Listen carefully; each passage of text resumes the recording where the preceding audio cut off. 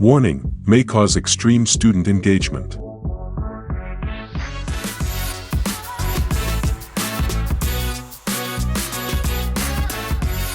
Welcome to the Digital Dish, your go-to podcast for all things tech and education.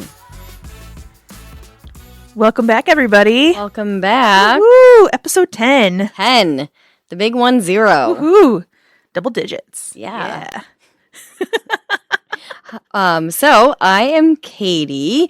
I am the struggle bus passenger for today and director of EdTech at West Hill. And I'm Allie, the Ticket to Ride runner-up and your EdTech coach. So what's the Ticket to Ride? So Ticket to Ride is a big board game, and it's huge. It started with just the map of the United States with different, and you have to connect different railways and things like that. And one of my favorite games of all time. So of course, when Paul and I started dating, got him into it, which then turned into his family getting into it. And so for his birthday yesterday, that's what they wanted to play. So Paul ended up winning, and then I came up behind like 30 points less. So I was the runner-up. Nice. What's going on with your struggle bus? So we were away in Virginia Beach this weekend for the Shamrock Race festivities. Ooh. We traveled down there with about 15 other people from the Syracuse area and represented the Syracuse Track Club, whom I train with occasionally, but I'm a lot slower than everybody else. And, life. So I ran the 8K and everybody else ran the half marathon. But it was great. It was a great trip. I'm just super tired from all the travel yesterday. And, when you're driving that long, you don't get to drink as much water to keep your brain hydrated. So I'm here. How'd you do on your 8K? I did all right. I was there for the fun of it. It was a very well organized race.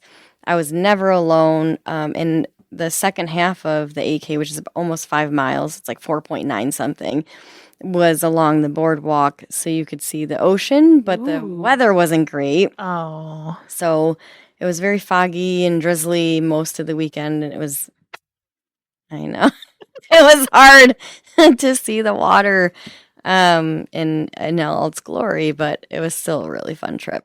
Well, that's good. At least you had fun. Yeah. Awesome. All my runcation friends.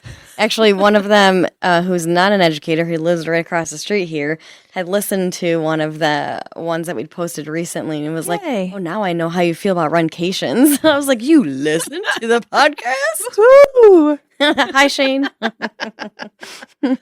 That's awesome.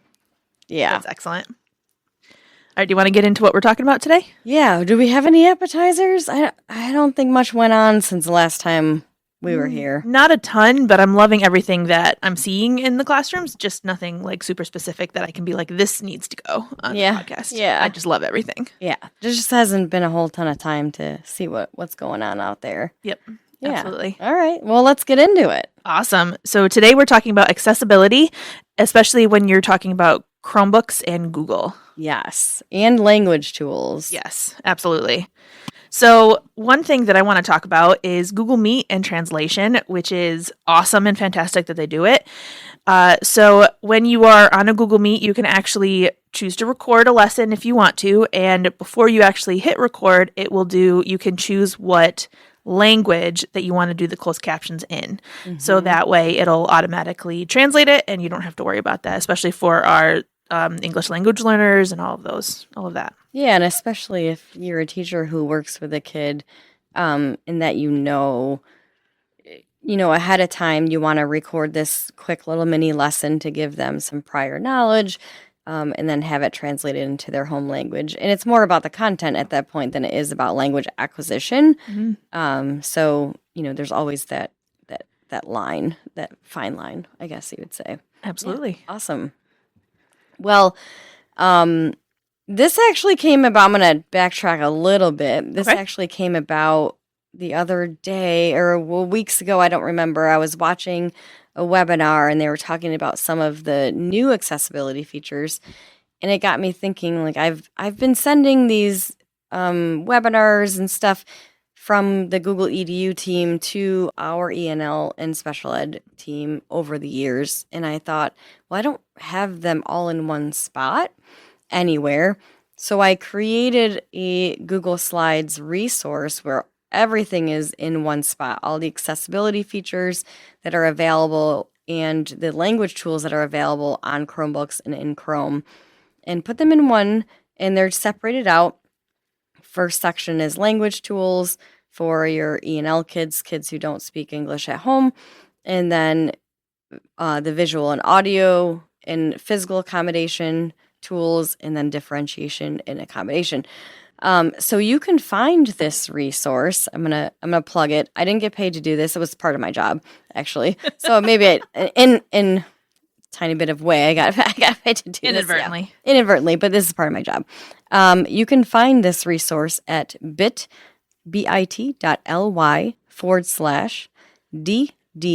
pod, so digital dish pod, DD pod 0318, which is today's date that we're recording. Absolutely. Yep. Okay, so on to my favorite language tool, which I think is pretty cool. On all of the Chromebooks now, there is an app called Screencast. It's built in, and what's really nice about it is it automatically does transcription. So if you're recording your lesson, it's going to transcribe it for you. And then if you share it with students, they can change the language that the transcription is in for themselves. So if you're working with multiple students of different languages, they will be able to change the transcribed text into their language. So they'd hear it in English, but they would read it in their own language. That's awesome. Yeah, it's pretty cool. Oh, excuse me. So for the next one, the video, audio, and physical accommodations one, there were quite a little bit of like mini sessions that Google held when a lot of these came out, and they were fun, and I really enjoyed watching them. The one that I chose to talk about is facial control. Oh my God. I know. Fun. It really is so much fun. So you can actually control your Chromebook with just facial expressions or gestures. I have tried it. It did not go well. It is a little bit more difficult. Things went off the rails pretty quickly, but it is awesome, especially for those who are nonverbal or are having like some issues with like sickness or germs or like hand stuff or whatever. Dexterity where they can't type. Yeah, I tried it too, and I made it so that when you blink, it clicked. That was a big mistake. Oh, yeah. So I was like, and it's very hard to control the mouse. But if it's something that you do already in like a different program or whatever, I'm sure it's easy for you to pick up. But I've never had to control the mouse before with my head. So moving, back and forth and trying to wait and keep the mouse on like a place and then blink really hard was hard. That sounds really hard. I was just trying to move like the tabs. Oh. So they were going like all over the place. Yeah. That's funny. So my pick of this section is reading mode in Chrome, and this is available in Chrome on any device. And what it does, essentially, if you're on a website, it will strip the entire website of like the ads and the pictures and the videos that pop up and just have text. And you can do a lot of different things with it.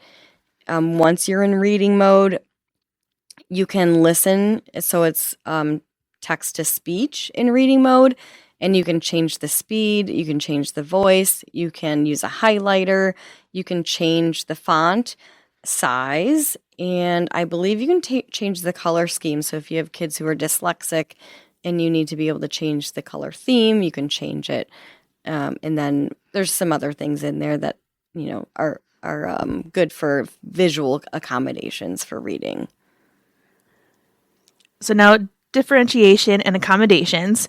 There is so much that Google's been working on to be able to really assist our teachers into the classroom.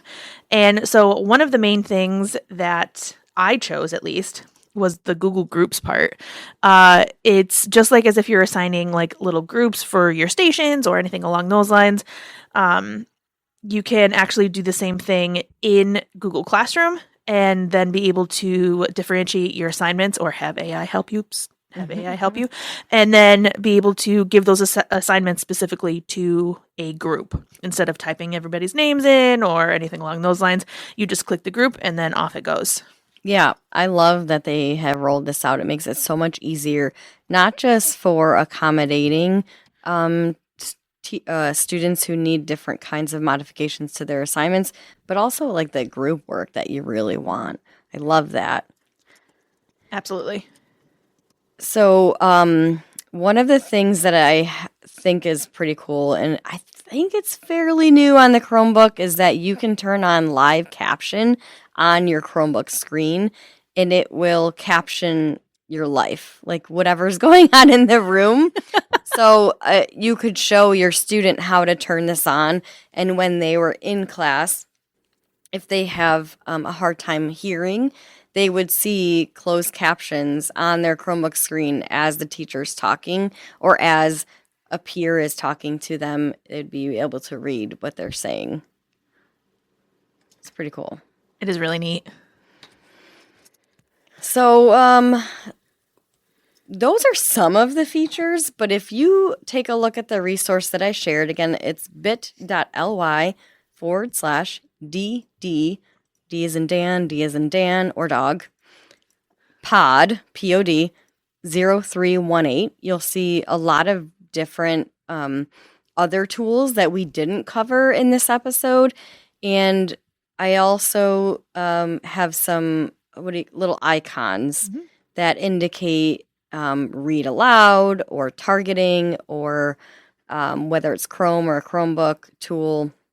So take a look and let us know what you think about that and maybe what you are using to accommodate your kids in your classroom or your school. But the last thing that this is something that came up in each one of those categories, but it's too big to really talk about in a very short period of time. Is class tools. So there's a lot of real-time closed captioning that's coming pretty quickly because they did say in the spring. It really about like being able to push appropriate resources out to our students at the same time as closed captioning and translating it and all sorts of stuff.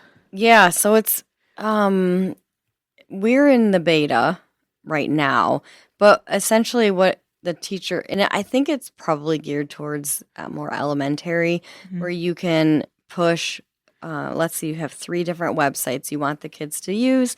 You can push those out to the students with class tools, and then you can turn on live captioning and then have it translated on top of that. There's no recording feature. And then I think you will also be able to see the student's screen and share your screen to the students' Chromebooks, but I don't think that's out quite yet. They're working on it. Yeah, and we're a Go Guardian district, and so the teachers that have tried it really like Go Guardian, but I think, and this was announced at BETT, so I'm not like saying anything that's not already out there on the internet. But it is not a replacement for Go Guardian yet. But I imagine that over time they will build this tool out to be even better, and like they do with everything else. I remember when Google Classroom first started, people didn't want to leave Canva or Moodle or Blackboard for Classroom, but now Classroom way outshines Blackboard. We got rid of Blackboard because of Google Classroom. So I think it'll just get better from here. Well, absolutely. And Google tends to do that, like at least Google for Education, like that side of the platform. It might take some time to be able to really develop these tools, but they will in the end outshine. So we just have to keep moving and grooving and really helping our students. Yeah, absolutely. So for next week, our topic will be centered around an edgy protocol or two. And so if you have a favorite edgy protocol and you'd like to come on our show to talk about it, we would love to have you. Just Absolutely. Shoot us a message. We're a lot of fun. We are a lot of fun. We giggle a lot. Do we have anything else coming up that we want to mention before signing off? No, nothing too crazy except for the Superintendent's Day at the end of March, right? Yep, end of March. Yeah, I'll be doing a few sessions Awesome. for sure. I know that Ken Shelton is coming to talk at BOCES on April 4th. Oh, is that's a big super name. Huge name. He's really exciting. If you guys haven't heard him speak, please do. Absolutely. April 4th. He talks. April 4th. He travels around now. He's from obviously he's from education, but he talks a lot about AI and in the hands of our students and teachers. He is phenomenal. Yeah, he's a Absolutely really amazing. good speaker. What is the topic? I don't remember. Oh, don't tell Amy. Shh. But I know he's come here last year, so it's definitely. we got a new soundboard, so we're playing with it. That probably wasn't a good one, but anyway. Yeah. There we go. That was better. Sound the alarm. All right. Yeah. So you can find us At bit.ly / there we go, Digital Dish Pod. Mm-hmm. And that will give you a link to the website. But we are also on Spotify, YouTube, Apple Podcast, All the things. Email I'm in district every Tuesday. every Tuesday. And I'm here just about every day. There we go. Please reach out. Yeah. All right. Everybody have a good one. Thanks, everybody.